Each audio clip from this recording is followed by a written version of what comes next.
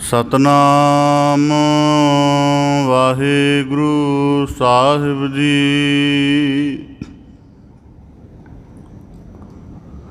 हे प्राणनाथ गोविंद है, कृपा निधान जगद गुरो। हे प्राणनाथ गोविंद है, कृपा निधान जगद गुरो। हे संसार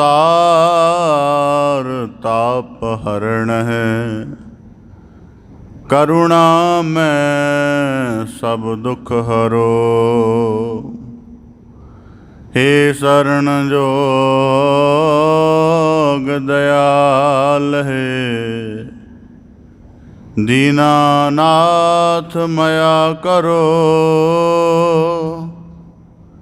शरीर स्वस्थ क्षीण समय, सिमरंत नानक राम दामोदर माधव है।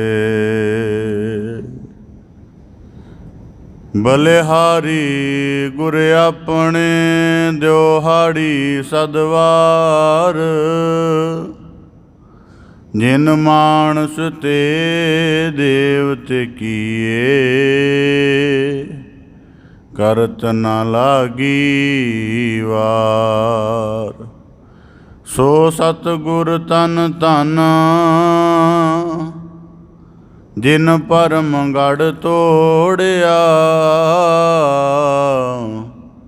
सो सतगुर वाहो वाहो, जिन हर स्यों जोड़िया। मैं मूर्ख की केतक बात है, कोट पर हदी तरियारे। गुर नानक जिन सुनिया पेखिया, से फिर गर्भास न परियारे। बेसुमार अथाह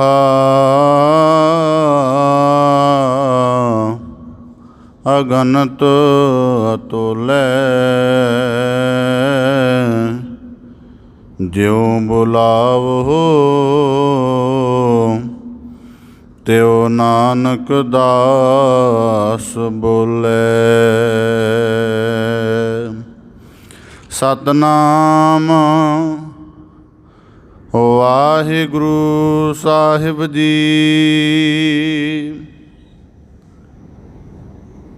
सवैये महले पहले के,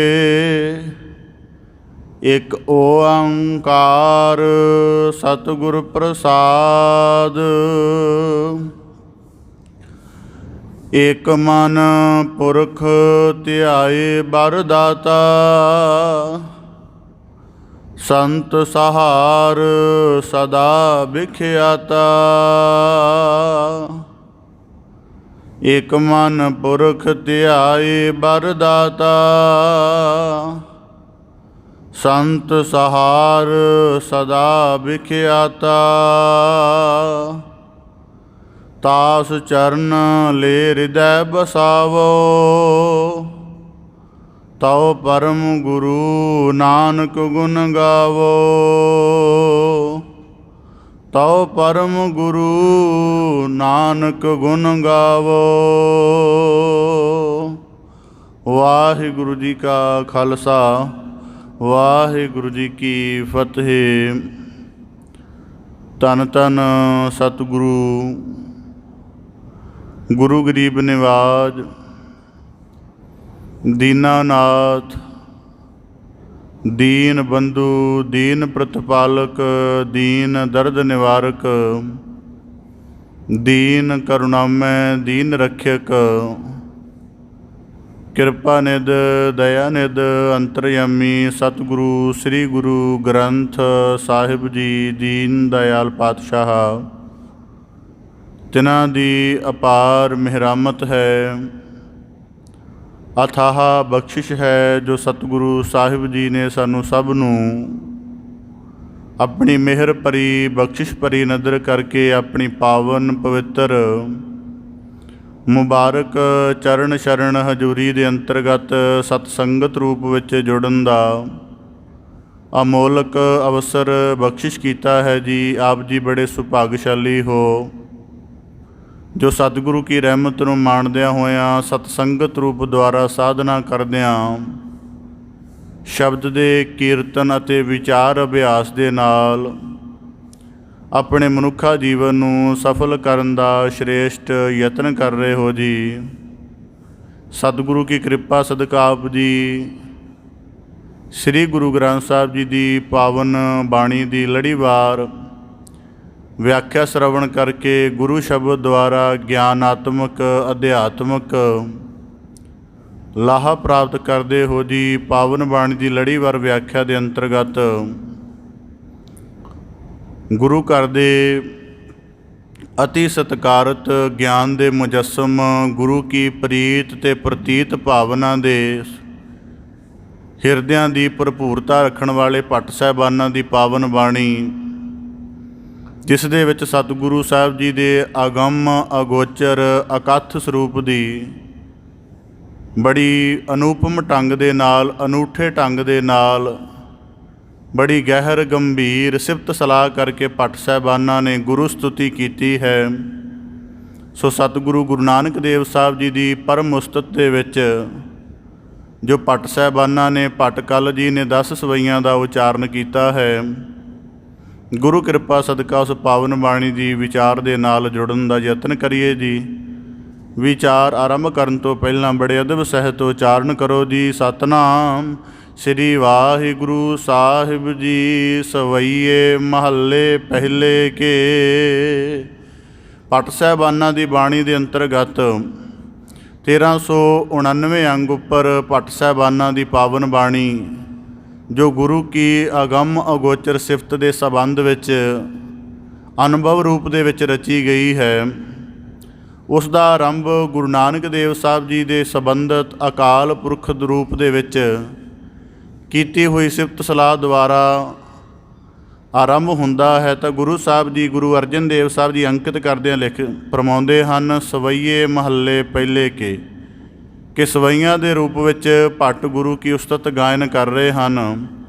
ਤਾਂ ਗੁਰੂ ਸਾਹਿਬ ਜੀ ਨੇ ਕਿਹਾ ਕਿ ਮਹੱਲੇ ਪਹਿਲੇ ਕੇ, ਕਿ ਇਹਨਾਂ ਦਾ ਰਚਨ ਦਾ ਪ੍ਰਯੋਜਨ ਸਤਿਗੁਰੂ ਗੁਰੂ ਨਾਨਕ ਸਰੂਪ ਜੋ ਪਹਿਲੇ ਪਾਤਸ਼ਾਹ ਜਗਤ ਦੇ ਕਲਿਆਣਕਾਰੀ ਸਤਿਗੁਰੂ ਹੋਏ ਹਨ, ਉਹਨਾਂ ਦੀ ਉਸਤਤ ਦੇ ਸੰਬੰਧ ਵਿੱਚ ਸਵਈਏ ਹਨ। ਤਾਂ ਗੁਰੂ ਸਾਹਿਬ ਜੀ ਨੇ ਮਹੱਲੇ ਪਹਿਲੇ ਲਿਖ ਕੇ ਇੱਕ ਅੰਕ ਪਾਇਆ ਹੈ।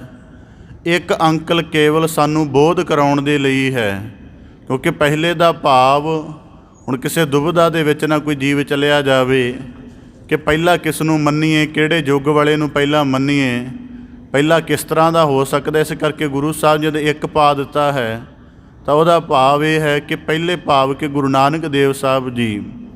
ਅਤੇ ਇਸ ਕਰਕੇ ਜਦੋਂ ਪਾਠ ਅੰਤਰ ਉਚਾਰਨ ਕਰਨਾ ਹੈ, ਇੱਕ ਦਾ ਉਚਾਰਨ ਨਹੀਂ ਕੀਤਾ ਜਾਂਦਾ ਹੈ। ਇੱਕ ਓੰਕਾਰ ਸਤਿਗੁਰ ਪ੍ਰਸਾਦ, ਇੱਕ ਅਕਾਲ ਪੁਰਖ ਓੰਕਾਰ ਸਰੂਪ ਸਿਰਜਣਹਾਰ। ਸੋ ਜੋ ਸਾਰੇ ਬ੍ਰਹਿਮੰਡ ਅੰਦਰ ਸਤ ਸਰੂਪ ਕਰਕੇ ਰਮਿਆ ਹੋਇਆ ਹੈ, ਗੁਰ ਸਰੂਪ ਦੁਆਰਾ ਪ੍ਰਕਾਸ਼ਕ ਹੈ। ਪ੍ਰਸਾਦ ਗੁਰੂ ਕਿਰਪਾ ਦੇ ਭਾਵ ਕਰਕੇ ਉਸ ਪਰਮ ਹਸਤੀ ਅਕਾਲ ਪੁਰਖ ਦੇ ਭੇਦ ਨੂੰ, ਉਹਦੇ ਪਰਮ ਰੂਪ ਨੂੰ ਜਾਣਿਆ ਸਮਝਿਆ ਅਤੇ ਭੇਦ ਹੋਇਆ ਜਾਂਦਾ ਹੈ। ਇੱਕ ਮਨ ਪੁਰਖ ਧਿਆਏ ਬਰ ਦਾਤਾ। ਭੱਟ ਕਲ ਜੀ ਨੇ ਗੁਰੂ ਨਾਨਕ ਦੇਵ ਸਾਹਿਬ ਜੀ ਦੀ ਸਿਫਤ ਸਲਾਹ ਦੇ ਵਿੱਚ 10 ਸਵਈਏ ਉਚਾਰਨ ਕੀਤੇ ਹਨ। ਪਹਿਲੇ ਸਵਈਏ ਦੇ ਵਿੱਚ ਕਥਨ ਕਰਦੇ ਹਨ, ਇੱਕ ਮਨ ਪੁਰਖ ਧਿਆਏ ਬਰ ਦਾਤਾ, ਕਿ ਜਦ ਗੁਰੂ ਨਾਨਕ ਅਕਾਲ ਪੁਰਖ ਸਰੂਪ ਦੀ ਸਿਫਤ ਸਲਾਹ ਕਰਨੀ ਹੈ ਤਾਂ ਭੱਟ ਸਾਹਿਬ ਜੀ ਆਖਦੇ ਹਨ, ਇੱਕ ਮਨ, ਕਿ ਜਿਹੜਾ ਮਨ ਦੁਬਿਧਾ ਦੇ ਵਿੱਚ ਹੈ, ਜਿਸ ਮਨ ਦੀ ਅਜੇ ਵੰਡਿਤ ਹੋਇਆ ਹੈ, ਜਿਸ ਮਨ ਨੇ ਅਕਾਲ ਪੁਰਖ ਦੀ ਹਸਤੀ ਨੂੰ ਉਹ ਤਰ੍ਹਾਂ ਤਰ੍ਹਾਂ ਦੇ ਵਰਗਾਂ ਦੇ ਵਿੱਚ ਵੰਡ ਕੇ ਦੇਖਣ ਦਾ ਸੁਭਾਵ ਬਣਾਇਆ ਹੋਇਆ ਹੈ, ਜਾਂ ਜਿਹੜਾ ਮਨ ਦੀ ਕਲਪਨਾ ਪ੍ਰਭੂ ਦੀ ਹੋਂਦ ਨੂੰ ਦਵੈਤ ਦੇ ਰੂਪ ਵਿੱਚ ਦੇਖਦੀ ਹੈ। ਭੱਟ ਕੱਲ ਜੀ ਆਖਦੇ ਹਨ ਕਿ ਉਹ ਸੁਰਤ, ਉਹ ਮਨ ਗੁਰੂ ਦੇ ਸਰੂਪ ਨੂੰ ਨਹੀਂ ਬੁੱਝ ਸਕਦਾ। ਜਿਹੜਾ ਇੱਕ ਜਰਰੇ ਵਿੱਚ ਤਾਂ ਗੁਰੂ ਦੇ ਪ੍ਰਕਾਸ਼ ਨੂੰ ਸਮਝਦਾ ਹੈ, ਪਰ ਦੂਜੇ ਜਰਰੇ ਦੇ ਵਿੱਚ ਸਤਿਗੁਰੂ ਦੀ ਹੋਂਦ ਦਾ ਭਾਵ ਉਹਨੂੰ ਨਜ਼ਰ ਨਹੀਂ ਆਉਂਦਾ। ਭੱਟ ਕੱਲ ਜੀ ਆਖਦੇ ਹਨ ਕਿ ਐਸਾ ਮਨ ਸਤਿਗੁਰੂ ਦੇ ਦਰਸ਼ਨਾਂ ਦੇ, ਸਤਿਗੁਰੂ ਦੀ ਸਿਫਤ ਦੇ ਯੋਗ ਨਹੀਂ ਹੋ ਸਕਦਾ। ਇਸ ਕਰਕੇ ਗੁਰੂ ਸਰੂਪ ਦੀ ਸਿਫਤ ਕਰਨ ਤੋਂ ਪਹਿਲਾਂ ਆਪਣੀ ਅਵਸਥਾ ਨੂੰ ਜਾਂਚਣਾ, ਆਪਣੀ ਅਵਸਥਾ ਨੂੰ ਇਕਾਗਰ ਕਰਨਾ ਜ਼ਰੂਰੀ ਹੈ। ਤਾਂ ਭੱਟ ਕੱਲ ਜੀ ਆਖਦੇ ਹਨ ਇੱਕ ਮਨ। ਇੱਕ ਮਨ ਦਾ ਭਾਵ ਕਿ ਜਿਸ ਮਨ ਦੇ ਵਿੱਚ ਮਾਇਆ ਦਾ ਦਖਲ ਨਹੀਂ ਹੈ, ਜਿਸ ਮਨ ਦੇ ਵਿੱਚ ਦਵੈਤ ਦਾ ਦਖਲ ਨਹੀਂ ਹੈ, ਜਿਹੜਾ ਮਨ ਬਿਲਕੁਲ ਅਕਾਲ ਪੁਰਖ ਸਰੂਪ ਦੇ ਨਾਲ ਇੱਕਮਿਕ ਹੋ ਚੁੱਕਾ ਹੈ। ਇਸ ਕਰਕੇ ਗੁਰੂ ਸਾਹਿਬ ਜੀ ਕਹਿੰਦੇ ਇੱਕ ਮਨ ਪੁਰਖ। ਪੁਰਖ ਦਾ ਭਾਵ ਹੈ ਕਿ ਜੋ ਅਕਾਲ ਪੁਰਖ ਵਿਆਪਕ ਹੈ, ਸਾਰੇ ਜਗਤ ਵਿੱਚ ਪੂਰਿਆ ਹੋਇਆ ਹੈ। ਹਰ ਨੂਰ, ਹਰ ਹੋਂਦ ਅੰਦਰ ਉਹਦਾ ਪ੍ਰਕਾਸ਼ ਹੈ। ਤਾਂ ਗੁਰੂ ਸਾਹਿਬ ਜੀ ਕੇ ਭੱਟ ਸਾਹਿਬਾਨ ਆਖਦੇ ਹੈ ਮੇਰੇ ਮਨ ਆਪਣੇ ਆਪ ਨੂੰ ਪੂਰੀ ਤਰ੍ਹਾਂ ਇਕਾਗਰ ਕਰਕੇ ਦਵੈਤ ਵਿੱਚੋਂ ਕੱਢ ਕੇ ਪੁਰਖ ਜੋ ਅਕਾਲ ਪੁਰਖ ਜਰਰੇ ਵਿੱਚ ਸਾਰੀ ਕਾਇਨਾਤ ਵਿੱਚ ਸਮਾਇਆ ਹੋਇਆ ਹੈ ਧਿਆਏ, ਉਹਦਾ ਧਿਆਨ ਧਰ। ਭਾਵ ਕਿ ਭੱਟ ਕੱਲ ਦੀ ਆਖ ਰਹੇ ਹਨ ਕਿ ਗੁਰੂ ਨਾਨਕ ਅਕਾਲ ਪੁਰਖ ਸਰੂਪ ਹੈ। ਅਤੇ ਜੇ ਤੇਰਾ ਮਨ ਕਿਸੇ ਵੰਡੀ ਵਿੱਚ ਹੋਇਆ, ਵੰਡੀ ਦਾ ਭਾਵ ਕਿ ਉਹ ਕੇਵਲ ਗੁਰੂ ਨੂੰ ਗੁਰੂ ਰੂਪ ਸਮਝ ਲਵੇ, ਗੁਰੂ ਨੂੰ ਅਵਤਾਰ ਰੂਪ ਸਮਝ ਲਵੇ, ਗੁਰੂ ਨੂੰ ਕੇਵਲ ਇੱਕ ਸਥਾਨ ਦਾ ਕਰਤਾ ਮੰਨ ਲਵੇ, ਕਹਿੰਦੇ ਇਸ ਤਰ੍ਹਾਂ ਦਾ ਮਨ ਗੁਰੂ ਦਾ ਪੂਰਾ ਮਰਮ ਨਹੀਂ ਪਾ ਸਕੇਗਾ। ਇਸ ਕਰਕੇ ਕਿਉਂਕਿ ਗੁਰੂ ਪੁਰਖ ਰੂਪ ਹੈ। ਪੁਰਖ ਦਾ ਭਾਵ ਜਿਹੜਾ ਵਿਆਪਕ ਹੈ। ਕਿਸੇ ਜਗ੍ਹਾ ਉਹ ਆਪਣੇ ਗੁਣ ਕਰਕੇ ਪ੍ਰਕਾਸ਼ਕ ਹੈ, ਕਿਸੇ ਜਗ੍ਹਾ ਉਹ ਸੁੰਦਰਤਾ ਕਰਕੇ, ਕਿਤੇ ਆਪਣੇ ਗਿਆਨ ਕਰਕੇ, ਅਤੇ ਕਿਤੇ ਉਹ ਅਦ੍ਰਿਸ਼ ਰੂਪ ਕਰਕੇ ਵਿਦਮਾਨ ਹੈ। ਤਾਂ ਇਸ ਕਰਕੇ ਭੱਟ ਕੱਲ ਦੀ ਆਖਦੇ ਹਨ ਇੱਕ ਮਨ ਪੂਰੀ ਤਰ੍ਹਾਂ ਇਕਾਗਰ ਹੋ ਕੇ ਪੁਰਖ ਸਰੂਪ ਜੋ ਗੁਰੂ ਨਾਨਕ ਦੇਵ ਸਾਹਿਬ ਜੀ ਹਨ ਧਿਆਏ, ਉਹਨਾਂ ਦੀ ਪਰਮ ਧਿਆਨ ਸਰੂਪ ਦੇ ਵਿੱਚ ਆਪਣਾ ਧਿਆਨ ਜੋੜ। ਅਤੇ ਫਿਰ ਭਾਵ ਕੀ ਪੈਦਾ, ਉਹਦਾ ਭਾਵ ਕੀ ਹੈ? ਵਰ ਦਾਤਾ, ਤਾਂ ਕਿ ਤੈਨੂੰ ਸਾਰੇ ਵਰਾਂ ਦੀ, ਸਾਰੀਆਂ ਬਖਸ਼ਿਸ਼ਾਂ ਦੀ ਪ੍ਰਾਪਤੀ ਹੋਵੇ। ਹੁਣ ਇਸ ਇੱਕ ਪੰਕਤੀ ਦੇ ਵਿੱਚ ਭੱਟ ਕੱਲ ਜੀ ਨੇ ਜਿਨ੍ਹਾਂ ਨੇ ਗੁਰੂ ਕੀ ਸਿਫਤ ਕਰਨੀ ਹੈ ਉਹਨਾਂ ਦੇ ਮਨ ਦੀ ਹਾਲਤ ਅਤੇ ਉਹਨਾਂ ਨੇ ਜਦੋਂ ਧਿਆਨ ਧਰਨਾ ਉਹ ਹਾਲਤ ਕਿਹੜੀ ਹੋਣੀ ਚਾਹੀਦੀ ਦਾ ਜ਼ਿਕਰ ਕੀਤਾ ਹੈ। ਇਸ ਨੂੰ ਥੋੜ੍ਹਾ ਵਿਸਥਾਰ ਦੇ ਵਿੱਚ ਰੱਖਣ ਦਾ ਯਤਨ ਕਰਾਂ। ਜਦ ਅਸੀਂ ਗੁਰੂ ਨਾਨਕ ਦੇਵ ਸਾਹਿਬ ਜੀ ਦੇ ਸੰਬੰਧ ਦੇ ਵਿੱਚ ਗੁਰਸਿੱਖਾਂ ਦੀ ਪਾਵਨ ਬਾਣੀ ਰਚਨਾ ਪੜ੍ਹਦੇ ਹਾਂ ਤਾਂ ਉਹਦੇ ਵਿੱਚ ਸਤਿਗੁਰੂ ਉਹਨਾਂ ਨੇ, ਜਿਵੇਂ ਭਾਈ ਗੁਰਦਾਸ ਸਾਹਿਬ ਜੀ ਨੇ ਸ਼ਬਦ ਹਮੇਸ਼ਾ ਸਤਿਗੁਰ ਹੀ ਵਰਤਿਆ ਹੈ। ਸੁਣੀ ਬਕਾਰ ਦਾਤਾਰ ਪ੍ਰਭ ਗੁਰ ਨਾਨਕ, ਉੱਥੇ ਇਕੱਲਾ ਗੁਰ ਸ਼ਬਦ ਹੈ। ਜਾਂ ਉਸ ਤੋਂ ਪਹਿਲਾਂ ਜ਼ਿਕਰ ਆਉਂਦਾ ਸਤਿਗੁਰ ਨਾਨਕ ਪ੍ਰਗਟਿਆ ਮਿੱਟੀ ਧੁੰਦ ਜਗ ਚਾਨਣ ਹੋਆ। ਉਹਦਾ ਭਾਵ ਇਹ ਹੈ ਕਿ ਸਤ ਦਾ ਭਾਵ ਸਦੀਵ। ਜਦੋਂ ਤੋਂ ਇਸ ਬ੍ਰਹਿਮੰਡ ਦੀ ਰਚਨਾ ਸ਼ੁਰੂ ਹੋਈ ਹੈ ਜਾਂ ਰਚਨਾ ਤੋਂ ਪਹਿਲਾਂ ਵੀ ਗੁਰੂ ਨਾਨਕ ਦੀ ਜੋਤ ਇਸ ਬ੍ਰਹਿਮੰਡ ਦੇ ਅੰਦਰ ਪੂਰੀ ਤਰ੍ਹਾਂ ਮੌਜੂਦ ਸੀ। ਅਤੇ ਕਹਿੰਦੇ ਗੁਰ ਦਾ ਭਾਵ ਜਦੋਂ ਉਸ ਜੋਤ ਨੇ ਆਪਣਾ ਪ੍ਰਗਟਾਵਾ ਜਿਸ ਯੁੱਗ ਦੇ ਵਿੱਚ ਕਰਨਾ ਸੀ ਉਹ ਕਰ ਦਿੱਤਾ। ਇਸ ਸਾਰੇ ਨੂੰ ਸਤਿਗੁਰੂ ਸਰੂਪ ਕਿਹਾ ਜਾਂਦਾ। ਤਾਂ ਭੱਟ ਕੱਲ ਜੀ ਆਖਦੇ ਹਨ ਹੇ ਮੇਰੇ ਮਨ, ਤੂੰ ਗੁਰੂ ਜੋਤ ਨੂੰ ਉਸ ਸਮੇਂ ਦੇ ਵਿੱਚੋਂ ਨਾ ਦੇਖ, ਸਮੇਂ ਦੀ ਉਸ ਇਕਾਈ ਦੇ ਵਿੱਚੋਂ ਨਾ ਦੇਖ ਜਿਹੜੀ ਮਨੁੱਖ ਨੇ ਬਣਾਈ ਹੋਈ ਹੈ। ਮਨੁੱਖ ਨੇ ਦਿਨ ਵਾਰ ਆਦਿਕ ਨਿਸ਼ਚਿਤ ਕੀਤੇ ਹੋਏ ਨੇ ਅਤੇ ਸਮੇਂ ਦੀ ਇਕਾਈ ਮੰਨਦਾ ਹੈ। ਭੱਟ ਕੱਲ ਜੀ ਆਖਦੇ ਨੇ ਕਿ ਗੁਰੂ ਨਾਨਕ ਸਰੂਪ ਜੋ ਵਰਦਾਤਾ ਸਾਰੀ ਕਾਇਨਾਤ ਨੂੰ ਬਖਸ਼ਿਸ਼ ਕਰਨ ਵਾਲੇ ਹਨ। ਵਰਦਾਤਾ ਦਾ ਭਾਵ ਜਿਹਨੇ ਰਚਨਾ ਕੀਤੀ ਹੈ ਅਤੇ ਆਪਣੀ ਰਚਨਾ ਦੇ ਅੰਦਰ ਸੱਤ ਸਰੂਪ ਕਰਕੇ ਸਮਾਇਆ ਹੈ ਅਤੇ ਆਪਣੀ ਰਚਨਾ ਨੂੰ ਪ੍ਰਤਪਾਲ ਕੇ ਉਹਦਾ ਸਾਰਾ ਜੀਵਨ ਚਲਾ ਕੇ ਫਿਰ ਉਹਦੇ ਤੋਂ ਨਿਰਾਰਾ ਰਹਿੰਦਾ ਹੈ, ਇਹਨੂੰ ਵਰਦਾਤਾ ਕਿਹਾ ਜਾਂਦਾ। ਤਾਂ ਭੱਟ ਕੱਲ ਜੀ ਆਖਦੇ ਹਨ ਹੇ ਮੇਰੇ ਮਨ, ਵਰਦਾਤਾ ਭਾਵ ਸਾਰੀ ਕਾਇਨਾਤ ਨੂੰ ਬਖਸ਼ਿਸ਼ ਕਰਨ ਵਾਲੇ ਸਤਿਗੁਰੂ ਸਰੂਪ ਗੁਰੂ ਨਾਨਕ ਸਾਹਿਬ ਦਾ ਧਿਆਨ ਧਾਰਨ ਕਰ। ਹੁਣ ਜਦੋਂ ਅਸੀਂ ਭਾਈ ਗੁਰਦਾਸ ਸਾਹਿਬ ਜੀ ਦੇ ਸ਼ਬਦ ਪੜ੍ਹਦੇ ਹਾਂ ਸੁਣੀ ਪੁਕਾਰ, ਹੁਣ ਕੁਦਰਤੀ ਹੈ ਜਿਹੜੀ ਰਚਨਾ ਆਪਣੇ ਰੂਪ ਦੇ ਵਿੱਚ ਵਿਦਮਾਨ ਨਹੀਂ ਹੈ। ਜਿਵੇਂ ਹੁਣ ਕੁਦਰਤੀ ਹੈ ਕੁਮਹਾਰ ਇੱਕ ਭਾਂਡਾ ਕੱਢਦਾ ਹੈ, ਉਸਨੇ ਭਾਂਡਾ ਕੱਢ ਦਿੱਤਾ, ਭਾਂਡਾ ਕਿਸੇ ਗਾਹ ਖਰੀਦਣ ਵਾਲੇ ਦੇ ਘਰ 'ਚ ਪਿਆ ਹੈ। ਹੁਣ ਘੁਮਾਰ ਉਸ ਭਾਂਡੇ ਅੰਦਰ ਤਾਂ ਹੈ ਨਹੀਂ। ਉਸ ਭਾਂਡੇ ਨੂੰ ਜਿਹਨੇ ਖਰੀਦਿਆ ਉਹ ਭਾਵੇਂ ਤੋੜ ਦੇਵੇ, ਭਾਵੇਂ ਧੁੱਪੇ ਰੱਖ ਛੱਡੇ, ਘੁਮਾਰ ਨੂੰ ਇਸ ਹਾਲਤ ਦਾ ਕੋਈ ਫਰਕ ਨਹੀਂ ਪੈਂਦਾ ਕਿ ਮੇਰੇ ਬਣਾਏ ਹੋਏ ਭਾਂਡੇ ਨਾਲ ਕੋਈ ਕੀ ਕਰ ਰਿਹਾ, ਕਿਉਂਕਿ ਉਹਨਾਂ ਦਾ ਜਿਹੜੀ ਕੀਮਤ ਲੈ ਲਈ ਹੈ। ਪਰ ਜਦੋਂ ਭੱਟ ਸਾਹਿਬਾਨਾਂ ਨੇ ਪੁਰਖ ਕਿਹਾ ਹੈ ਅਤੇ ਭਾਈ ਗੁਰਦਾਸ ਸਾਹਿਬ ਜੀ ਨੇ ਸੁਣੀ ਪੁਕਾਰ ਕਿਹਾ ਹੈ, ਤਾਂ ਇਹ ਰਮਜ ਆਪਸ ਦੇ ਵਿੱਚ ਜੁੜਦੀ ਹੈ ਕਿ ਸਾਰੀ ਕਾਇਨਾਤ ਜਿੰਨੀ ਗੁਰੂ ਨਾਨਕ ਸਰੂਪ ਤੋਂ ਪੈਦਾ ਹੋਈ ਹੈ, ਜਦੋਂ ਉਹ ਸਾਰੀ ਰਚਨਾ ਇਸ ਸ੍ਰਿਸ਼ਟੀ ਦੀ ਧਰਮਸਾਲ ਦੇ ਵਿੱਚ ਵਿਚਰਦੀ ਰਹੀ, ਇੱਥੇ ਮੁਹੌਮੇ ਕਰਕੇ, ਅਗਿਆਨ ਕਰਕੇ, ਅਧਰਮ ਕਰਕੇ ਜਦੋਂ ਗੁਰੂ ਨਾਨਕ ਸਰੂਪ ਨੂੰ ਧਾਰਨ ਵਾਲੀ ਸਾਰੀ ਕਾਇਨਾਤ ਦੁਖੀ ਹੁੰਦੀ ਗਈ, ਤੇ ਉਹਦੇ ਅੰਦਰ ਦੀ ਵੇਦਨਾ, ਕਿਉਂਕਿ ਗੁਰੂ ਨਾਨਕ ਪੁਰਖ ਰੂਪ ਹੋ ਕੇ ਇਹਨਾਂ ਸਾਰਿਆਂ ਦੇ ਅੰਦਰ ਵਿਦਮਾਨ ਵੀ ਹੈ। ਇੱਕ ਆਮ ਜਿਹੜਾ ਕਰਤਾ ਹੈ ਕਿਸੇ ਚੀਜ਼ ਨੂੰ ਬਣਾਉਣ ਵਾਲਾ, ਉਹ ਕਿਰਤ ਤਾਂ ਰਚਨਾ ਤਾਂ ਬਣਾ ਦਿੰਦਾ ਹੈ, ਪਰ ਆਪਣੀ ਰਚਨਾ ਦੇ ਅੰਦਰ ਟਿਕ ਨਹੀਂ ਸਕਦਾ। ਪਰ ਗੁਰੂ ਨਾਨਕ ਪੁਰਖ ਸਰੂਪ ਨੇ ਸਾਰੇ ਜਗਤ ਦੀ ਸਿਰਜਣਾ ਕਰਕੇ ਉਹਦੇ ਅੰਦਰ ਵਿਦਮਾਨ ਵੀ ਹੈ। ਅਤੇ ਜਦੋਂ ਇਹਨਾਂ ਜੀਵਾਂ ਨੂੰ ਅਧਰਮ ਕਰਕੇ, ਅਗਿਆਨ ਕਰਕੇ ਅਤੇ ਹਉਮੈ ਦੇ ਪਸਾਰ ਕਰਕੇ ਦੁਖਤ ਹੋਣਾ ਪੈਂਦਾ ਹੈ, ਫਿਰ ਇਹਨਾਂ ਜੀਵਾਂ ਦੀ ਹੀ ਪੁਕਾਰ ਪੁਰਖ ਰੂਪ ਗੁਰੂ ਨਾਨਕ ਸੁਣਦੇ ਹਨ। ਇਸ ਕਰਕੇ ਭੱਟ ਕਲ ਜੀ ਆਖਦੇ ਹਨ, ਇੱਕ ਮਨ ਪੁਰਖ ਧਿਆਏ ਬਰ ਦਾਤਾ, ਕਿ ਜਦੋਂ ਹੁਣ ਜੀਵਾਂ ਨੇ ਪੁਕਾਰ ਕੀਤੀ, ਜੇ ਉਹ ਜੀਵਾਂ ਦੇ ਅੰਦਰ ਨਾ ਹੋਵੇ ਤਾਂ ਜੀਵਾਂ ਦੀ ਪੁਕਾਰ ਕਿਵੇਂ ਸੁਣੇ। ਇਸ ਕਰਕੇ ਪੁਰਖ ਦਾ ਭਾਵ ਜਿਹੜਾ ਅੰਤਰ ਵੀ ਹੈ ਅਤੇ ਬਾਹਰ ਵੀ, ਇਹਦਾ ਭਾਵ ਹੈ ਕਿ ਅਸੀਂ ਜਦੋਂ ਗੁਰੂ ਅਕਾਲ ਪੁਰਖ ਦਾ ਸਰੂਪ ਸਮਝਣਾ ਹੈ, ਤਾਂ ਸਾਨੂੰ ਆਪਣੇ ਆਲੇ ਦੁਆਲੇ ਗੁਰੂ ਨਾਨਕ ਸਰੂਪ ਦੀ ਹਾਜ਼ਰ ਨਾਜ਼ਰਤਾ ਨੂੰ ਅੰਗ ਸੰਗ ਜਾਣਨਾ ਪਵੇਗਾ। ਸੰਤ ਸਹਾਰ ਸਦਾ ਵਿਖਿਆਤਾ, ਤਾਂ ਗੁਰੂ ਸਾਹਿਬ ਜੀ ਕਹਿੰਦੇ ਉਹੀ ਗੁਰੂ ਨਾਨਕ ਅਕਾਲ ਪੁਰਖ ਸਰੂਪ ਜਿਨ੍ਹਾਂ ਨੇ ਉਹਦੇ ਸੱਤ ਸਰੂਪ ਨੂੰ ਜਾਣਿਆ, ਉਹ ਸੰਤ ਹੋਏ। ਸੱਤ ਸਰੂਪ ਨੂੰ ਜਾਣਨ ਵਾਲੇ ਨੂੰ ਸੰਤ ਆਖਦੇ ਹਨ। ਸੰਤ ਸਹਾਰ, ਜੋ ਸੰਤਾਂ ਦਾ ਆਸਰਾ ਹੈ, ਸਦਾ ਵਿਖਿਆਤਾ, ਅਤੇ ਹਰ ਯੁੱਗ ਦੇ ਵਿੱਚ, ਸਮੇਂ ਦੀ ਹਰ ਇਕਾਈ ਦੇ ਵਿੱਚ, ਹਰ ਥਾਂ 'ਤੇ ਜਿਸ ਅਕਾਲ ਪੁਰਖ ਦੀ ਪਰਮ ਹਸਤੀ ਦਾ ਸ੍ਰਿਸ਼ਟੀ ਬਖਿਆਨ ਕਰਦੀ ਆਈ ਹੈ, ਤਾਸ ਚਰਨ ਲੈ ਹਿਰਦੈ ਬਸਾਵੋ। ਭੱਟ ਕਲ ਜੀ ਆਖਦੇ ਹਨ, ਤਾਸ ਚਰਨ, ਐਸੇ ਗੁਰੂ ਨਾਨਕ ਅਕਾਲ ਪੁਰਖ ਸਰੂਪ ਦੇ ਚਰਨ ਹਿਰਦੈ ਬਸਾਵੋ। ਹੁਣ ਐਸੇ ਸਤਿਗੁਰੂ ਗੁਰੂ ਨਾਨਕ ਸਰੂਪ ਦੇ ਦਰਸ਼ਨ ਸ਼ਬਦਾਂ ਦੁਆਰਾ ਹੀ ਸੰਭਵ ਹਨ। ਕੋਈ ਹੋਰ ਐਸਾ ਢੰਗ ਨਹੀਂ ਜਿਹਦੇ ਨਾਲ ਗੁਰੂ ਨਾਨਕ ਸਰੂਪ ਨੂੰ ਹਿਰਦੇ ਅੰਦਰ ਵਸਾਇਆ ਜਾ ਸਕੇ, ਕਿਉਂਕਿ ਜਦੋਂ ਅਸੀਂ ਸ਼ਬਦ ਦਾ ਭਾਵ ਆਪਣੇ ਮਨ ਅੰਦਰ ਵਸਾਵਾਂਗੇ, ਉਦੋਂ ਸਾਡੇ ਅੰਦਰ ਇੱਕ ਨਿਰਾਕਾਰ ਮੂਰਤ ਬਣੇਗੀ, ਜਿਹੜੀ ਗੁਣਾਂ ਦੇ ਨਾਲ ਭਰਪੂਰ ਹੋਵੇਗੀ। ਜਿਵੇਂ ਇਹਨੂੰ ਸਰਲ ਕਹਿਣਾ ਹੋਵੇ, ਗੱਲ ਤਾਂ ਬੜੀ ਗੰਭੀਰ ਹੈ, ਪਰ ਬਾਰ-ਬਾਰ ਸਰਲ ਕਰਨ ਦੀ ਸਮੱਸਿਆ ਹੈ। ਇਸ ਨੂੰ ਬੜਾ ਸਰਲ ਕਹਿਣਾ ਹੋਵੇ ਕਿ ਜਿਵੇਂ ਅਸੀਂ ਗੁਰੂ ਨਾਨਕ ਸਰੂਪ ਦੇ ਜਿੰਨੇ ਜੀਵਨ ਕੌਤਕਾਂ ਦਾ ਵਰਣਨ ਸੁਣਦੇ ਹਾਂ, ਜੀਵਨ ਕੌਤਕਾਂ ਦਾ ਵਰਣਨ ਸੁਣ ਕੇ, ਕਿਸੇ ਕੌਤਕ ਨੂੰ ਸੁਣ ਕੇ ਸਾਨੂੰ ਸਮਝ ਆਉਂਦੀ ਹੈ ਕਿ ਗੁਰੂ ਨਾਨਕ ਵਰਗਾ ਤਾਂ ਦਇਆਵਾਨ ਕੋਈ ਨਹੀਂ। ਜਦੋਂ ਅਸੀਂ ਦੇਖਦੇ ਹਾਂ ਕਿ ਕਿਸੇ ਆਪਣੇ ਸਿੱਖ ਦੀ ਅਰਦਾਸ ਸੁਣਦਿਆਂ ਹੋਇਆਂ ਗੁਰੂ ਨਾਨਕ ਸਾਹਿਬ ਉਹਦੀ ਤਤਛਿਨ ਸਹਾਇਤਾ ਲਈ ਹਾਜ਼ਰ ਹੋ ਜਾਂਦੇ, ਫਿਰ ਸਾਨੂੰ ਲੱਗਦਾ ਗੁਰੂ ਨਾਨਕ ਵਰਗਾ ਅੰਗ ਸੰਗ ਰੱਖਿਅਕ ਕੋਈ ਨਹੀਂ।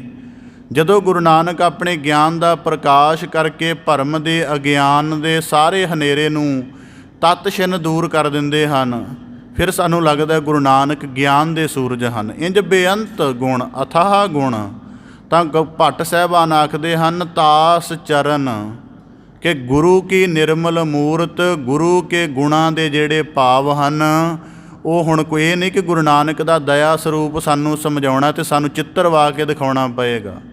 ਕਹਿੰਦੇ ਉਹਨਾਂ ਦੇ ਦਇਆ ਸਰੂਪ ਦਾ ਬਿਆਨ ਉਹਨਾਂ ਦੇ ਜੀਵਨ ਕੌਤਕ ਵਿੱਚ ਪਿਆ, ਅਤੇ ਉਹ ਸ਼ਬਦ ਕਰਕੇ ਅਸੀਂ ਸੁਣ ਸਕਦੇ ਹਾਂ, ਅਤੇ ਸ਼ਬਦ ਕਰਕੇ ਹੀ ਸਮਝ ਸਕਦੇ ਹਾਂ, ਅਤੇ ਸ਼ਬਦ ਕਰਕੇ ਹੀ ਉਹ ਸਾਨੂੰ ਯਾਦ ਰਹਿ ਸਕਦਾ। ਇਸ ਕਰਕੇ ਸ਼ਬਦਾਂ ਦੁਆਰਾ ਗੁਰੂ ਨਾਨਕ ਅਕਾਲ ਪੁਰਖ ਸਰੂਪ ਦੀ ਹਸਤੀ ਨੂੰ ਆਪਣੇ ਧਿਆਨ ਵਿੱਚ ਧਰਦਿਆਂ ਹੋਇਆਂ, ਜਿਹੜਾ ਸਾਰੀ ਕਾਇਨਾਤ ਨੂੰ ਬਖਸ਼ਿਸ਼ਾਂ ਕਰਕੇ ਸੰਤਾਂ ਦਾ ਸਹਾਰਾ ਹੈ, ਭੱਟ ਸਾਹਿਬਾਨ ਆਖਦੇ ਨੇ, ਤਾਸ ਚਰਨ, ਉਸ ਗੁਰੂ ਨਾਨਕ ਸਰੂਪ ਦੀ ਨਿਰਮਲ ਮੂਰਤ ਨੂੰ ਆਪਣੇ ਹਿਰਦੇ ਅੰਦਰ ਵਸਾਵੋ।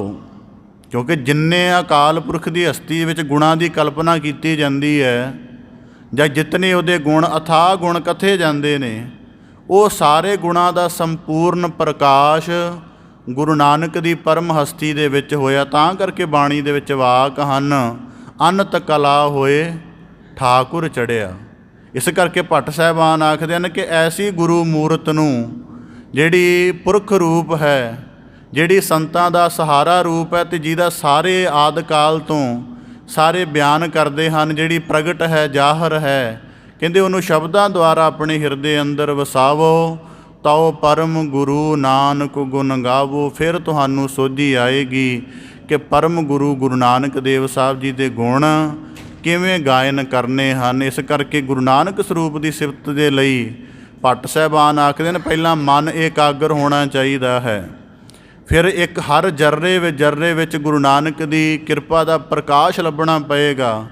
ਫਿਰ ਸਾਰੀ ਕਾਇਨਾਤ ਨੂੰ ਗੁਰੂ ਨਾਨਕ ਨੇ ਬਖਸ਼ਿਸ਼ ਕਿਵੇਂ ਕੀਤੀ ਹੈ ਇਹ ਗੱਲ ਸਮਝਣੀ ਪਏਗੀ। ਫਿਰ ਇਸ ਸਾਰੀ ਮੂਰਤ ਨੂੰ ਜਦੋਂ ਹਿਰਦੇ ਅੰਦਰ ਅਸੀਂ ਵਸਾ ਲਵਾਂਗੇ, ਫਿਰ ਭੱਟ ਕਲ ਦੀ ਆਖਦੇ ਹਨ ਤਉ ਪਰਮ।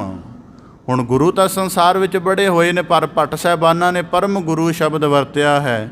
ਉਹਦਾ ਭਾਵ ਹੈ ਕਿ ਗੁਰੂ ਨਾਨਕ ਇੱਕ ਓਅੰਕਾਰ ਸਰੂਪ, ਕਿਸੇ ਇੱਕ ਜਾਤੀ, ਕਿਸੇ ਇੱਕ ਕੁੱਲ, ਕਿਸੇ ਇੱਕ ਮਜ਼ਹਬ, ਕਿਸੇ ਇੱਕ ਭਾਸ਼ਾ, ਕਿਸੇ ਇੱਕ ਖੇਤਰ ਦੇ ਲਈ ਮਹਿਦੂਦ ਨਹੀਂ ਹੈ।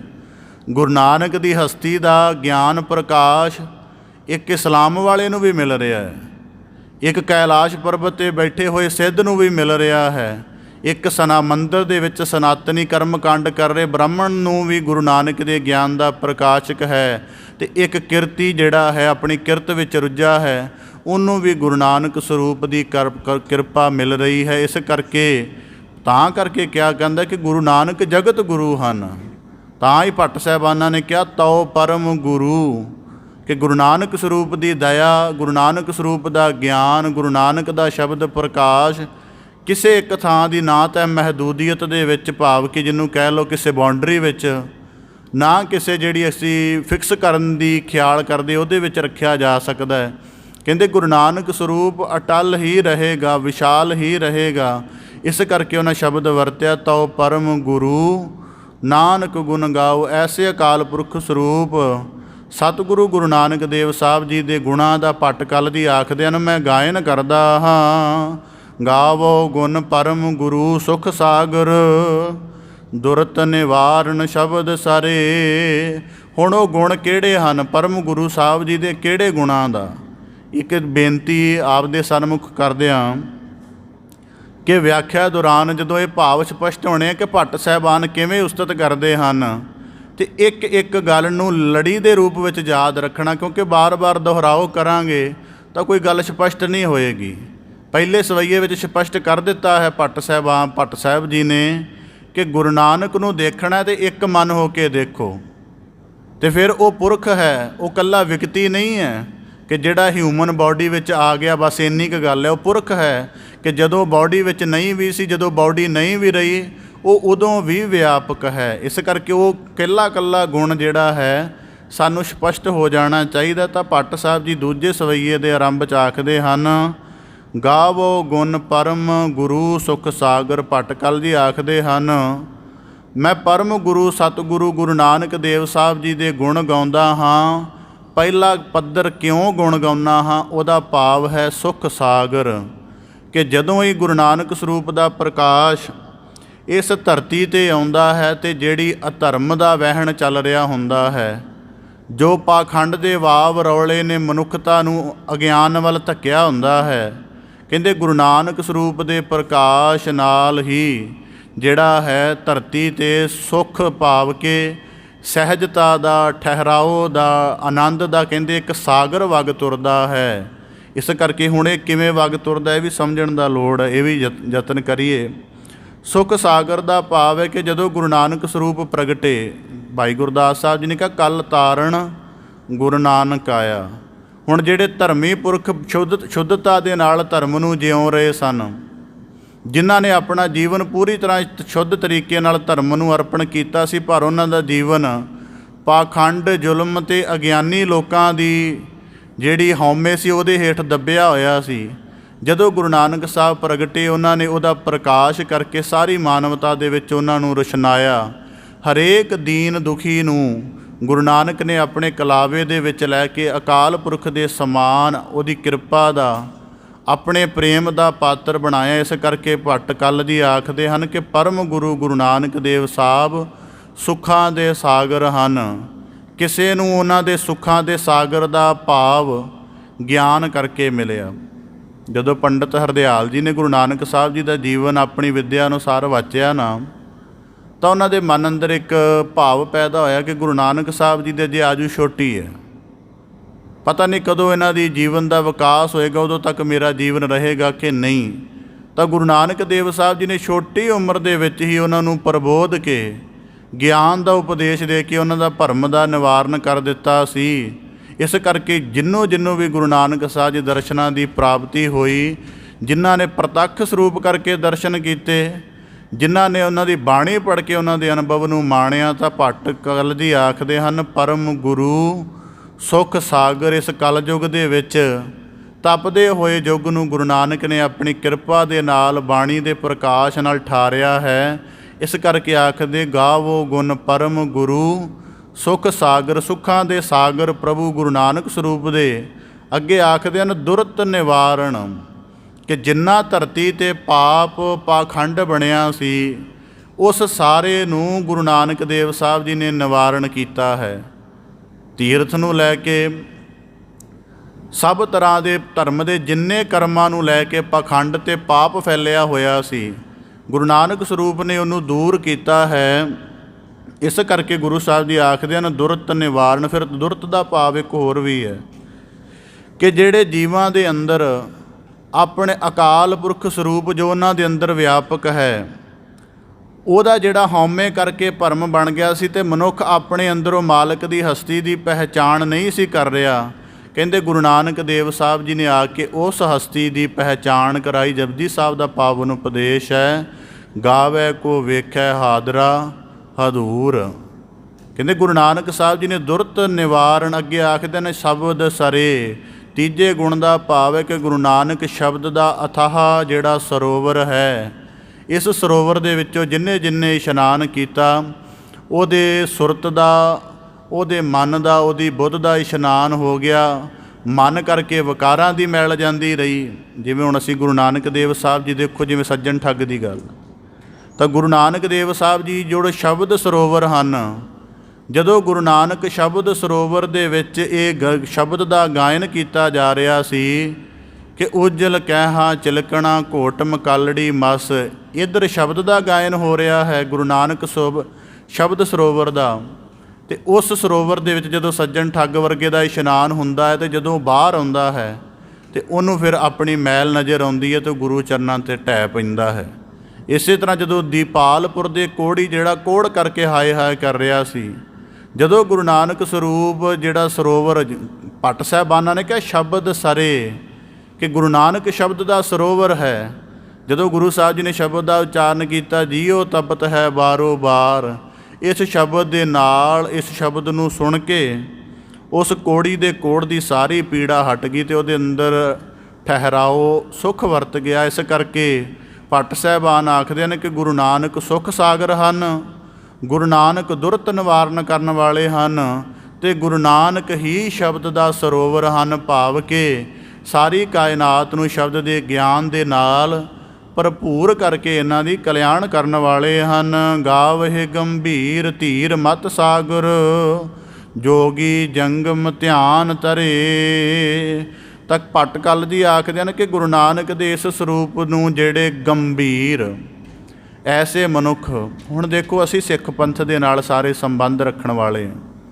ਸਾਡੀ ਸੁਰਤ ਦੇ ਵਿੱਚ ਗੁਰੂ ਨਾਨਕ ਦਾ ਅਦਬ ਸਭ ਤੋਂ ਪਹਿਲਾਂ ਸ਼ਰਧਾ ਕਰਕੇ ਹੈ ਕਿ ਸਾਡੇ ਸਿੱਖ ਪੰਥ ਦਾ ਆਰੰਭ ਗੁਰੂ ਨਾਨਕ ਸਾਹਿਬ ਜੀ ਦੀ ਮੁਬਾਰਕ ਕਿਰਪਾ ਦੇ ਨਾਲ ਹੁੰਦਾ। ਅਸੀਂ ਸ਼ਰਧਾ ਦੇ ਵਿੱਚੋਂ ਗੁਰੂ ਨਾਨਕ ਸਰੂਪ ਨੂੰ ਨਤਮਸਤਕ ਹੁੰਦੇ ਹਾਂ। ਪਰ ਭੱਟ ਸਾਹਿਬਾਨ ਆਖਦੇ ਹਨ ਗੰਭੀਰ, ਕਿ ਦੁਨੀਆ ਦੇ ਐਸੇ ਗੰਭੀਰ ਪੁਰਖ ਜਿਹੜੇ ਹਰ ਵੇਲੇ ਅਕਾਲ ਪੁਰਖ ਦੇ ਸਰੂਪ ਦੀ ਵਿਚਾਰ ਕਰਦੇ ਰਹਿੰਦੇ ਨੇ, ਜਿਹੜੇ ਹਰ ਵੇਲੇ ਲੱਭਦੇ ਹਨ ਕਿ ਜਿਹਨੂੰ ਅਕਾਲ ਪੁਰਖ ਧਰਤੀ 'ਤੇ ਕਿਵੇਂ ਕਿਵੇਂ ਰੂਪ 'ਚ ਪ੍ਰਗਟ ਹੋਇਆ। ਕਹਿੰਦੇ ਉਹ ਅਵਤਾਰਾਂ ਬਾਰੇ ਵੀ ਜ਼ਿਕਰ ਕਰਦੇ ਨੇ, ਪੀਰਾਂ ਬਾਰੇ, ਭਗਤਾਂ ਬਾਰੇ, ਸੰਤਾਂ ਬਾਰੇ। ਪਰ ਕਹਿੰਦੇ ਜਦੋਂ ਉਹ ਬੜੇ ਗੰਭੀਰ ਹੋ ਕੇ ਪਰਮੇਸ਼ਰ ਦੇ ਸਿਖਰਲੇ ਰੂਪ ਦੀ ਵਿਚਾਰ ਕਰਦੇ ਹਨ, ਤਾਂ ਉਹ ਸਰੂਪ ਵੀ ਗੁਰੂ ਨਾਨਕ ਵਿੱਚੋਂ ਹੀ ਉਹਨਾਂ ਨੂੰ ਨਜ਼ਰ ਆਉਂਦਾ ਹੈ। ਦੁਨੀਆ ਦੇ ਅਤੀ ਗੰਭੀਰ ਸੋਝੀ ਰੱਖਣ ਵਾਲੇ।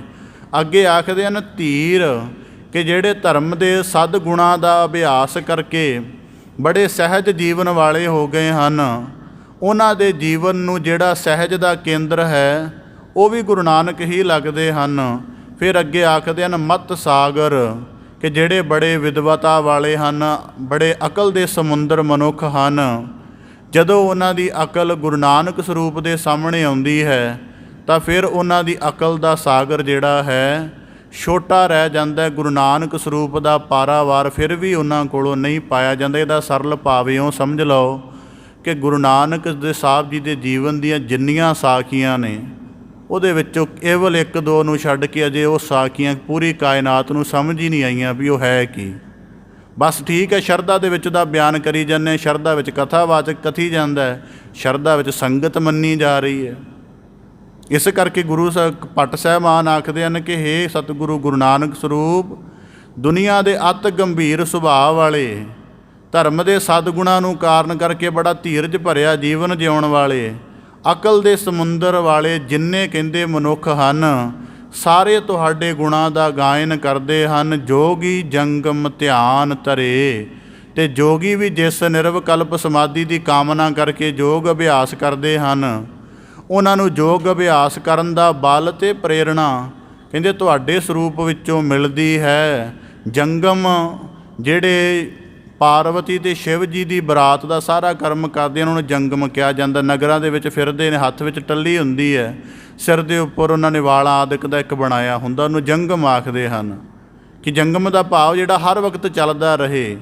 ਤਾਂ ਗੁਰੂ ਸਾਹਿਬ ਜੀ ਭੱਟ ਸਾਹਿਬਾਨ ਆਖਦੇ ਹਨ ਜੋਗੀ, ਕਿ ਸਾਰੇ ਸੰਸਾਰ ਦੇ ਵਿੱਚ ਧਿਆਨ ਯੋਗ ਅਭਿਆਸ ਕਰਕੇ ਧਿਆਨ ਸਾਧਨਾ ਕਰਨ ਵਾਲੇ ਜਿਸ ਸਰੂਪ ਦੀ ਤਲਾਸ਼ ਕਰਦੇ ਹਨ, ਅਤੇ ਜੰਗਮ ਦਾ ਭਾਵ ਜਿਹੜੇ ਸਾਰੀ ਕਾਇਨਾਤ ਨੂੰ ਭਰਮ ਕੇ ਮਾਲਕ ਦੇ ਰੂਪ ਨੂੰ ਲੱਭ ਰਹੇ ਹਨ, ਕਹਿੰਦੇ ਉਹਨਾਂ ਦਾ ਧਿਆਨ ਦਾ ਕੇਂਦਰ ਵੀ ਸਤਿਗੁਰੂ ਗੁਰੂ ਨਾਨਕ ਦੇਵ ਸਾਹਿਬ ਜੀ ਆਪ ਹੀ ਹੋ। ਗਾਵਹਿ ਇੰਦਰਾਦ ਭਗਤ ਪ੍ਰਹਿਲਾਦਿਕ, ਆਤਮ ਰਸ ਜਿਨ ਜਾਣਿਓ।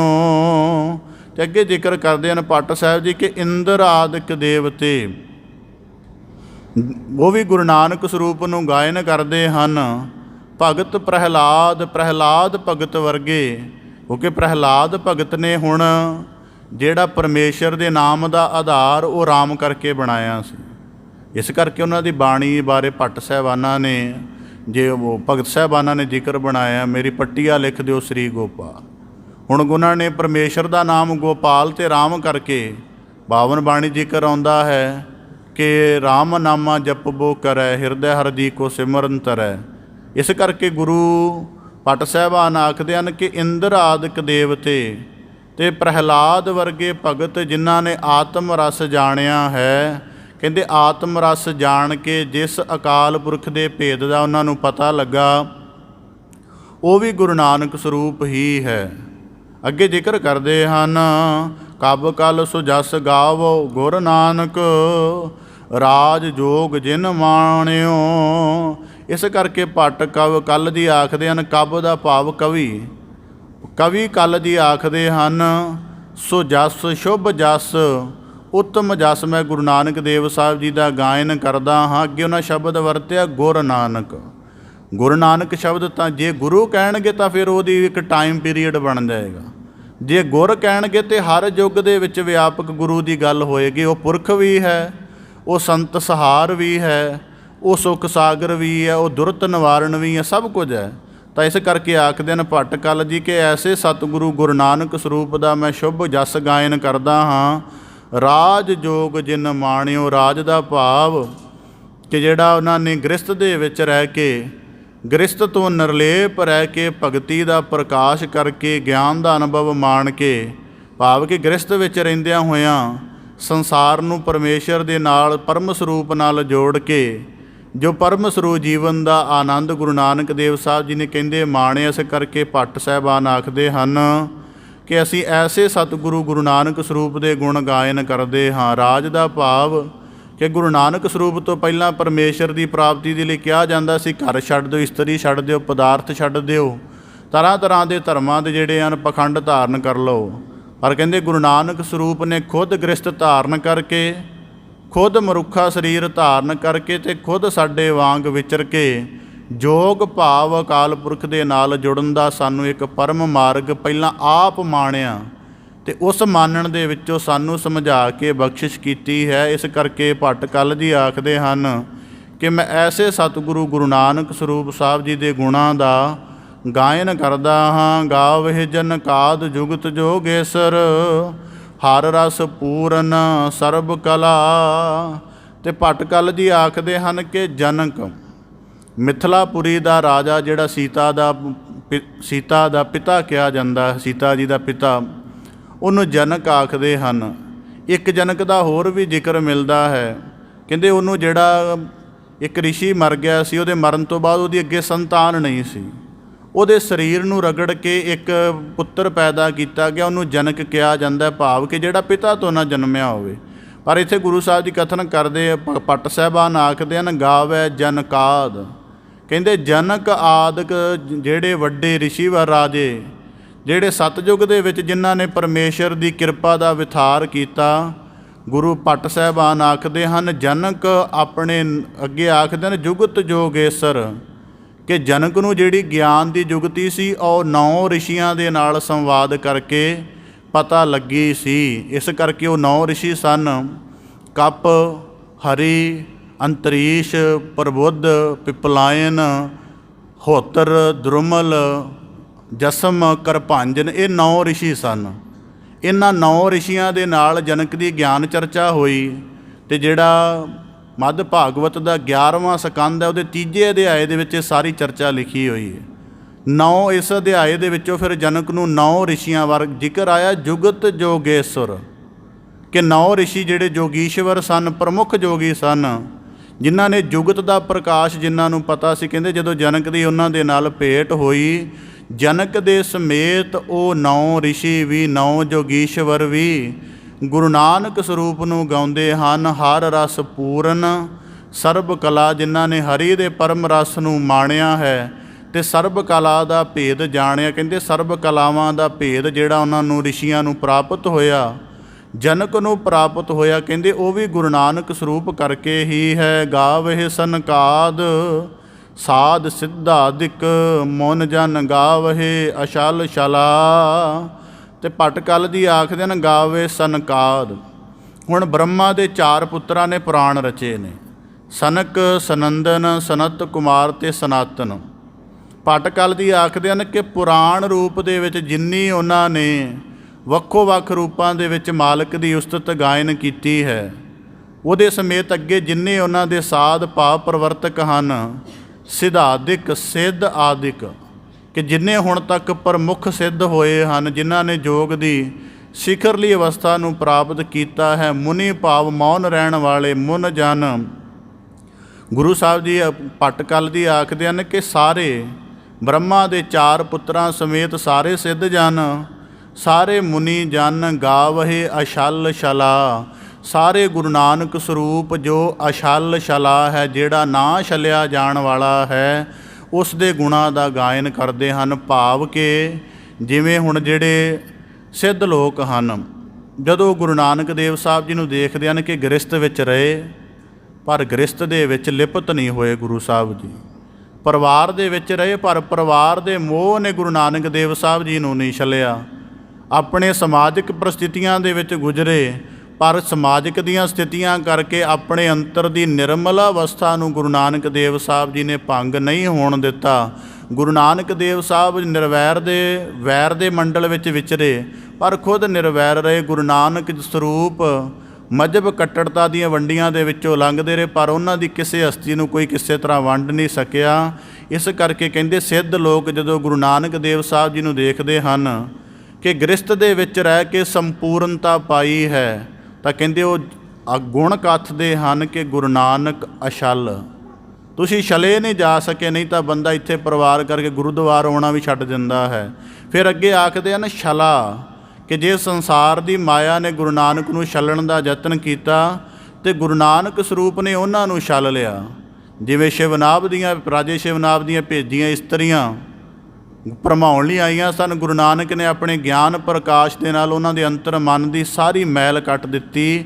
ਇਸ ਕਰਕੇ ਭੱਟ ਸਾਹਿਬ ਆਖਦੇ ਨੇ ਕਿ ਗੁਰੂ ਸਾਹਿਬ ਜੀ ਜਿੰਨੇ ਸਿੱਧ ਲੋਕ ਹੋਏ ਨੇ, ਜਿੰਨੇ ਜਿਹੜੇ ਬ੍ਰਹਮਾ ਦੇ 4 ਪੁੱਤਰ ਹੋਏ ਹਨ, ਮੁਨੀ ਜਨ ਹੋਏ ਹਨ, ਉਹ ਸਾਰੇ ਜਦੋਂ ਆਪ ਜੀ ਦੇ ਪਰਮ ਸਰੂਪ ਨੂੰ ਧਿਆਨ ਵਿੱਚ ਧਰਦੇ ਹਨ ਤੇ ਆਪ ਜੀ ਨੂੰ ਅਛਲ, ਕਿ ਪਹਿਲਾਂ ਛਲੇ ਨਹੀਂ ਗਏ, ਪਰ ਦੂਜਾ ਗੁਣ ਕਹਿੰਦੇ ਹਨ ਛਲਾ, ਭਾਵ ਕਿ ਗੁਰੂ ਨਾਨਕ ਨੇ ਮਾਇਆ ਨੂੰ ਛਲ ਲਿਆ।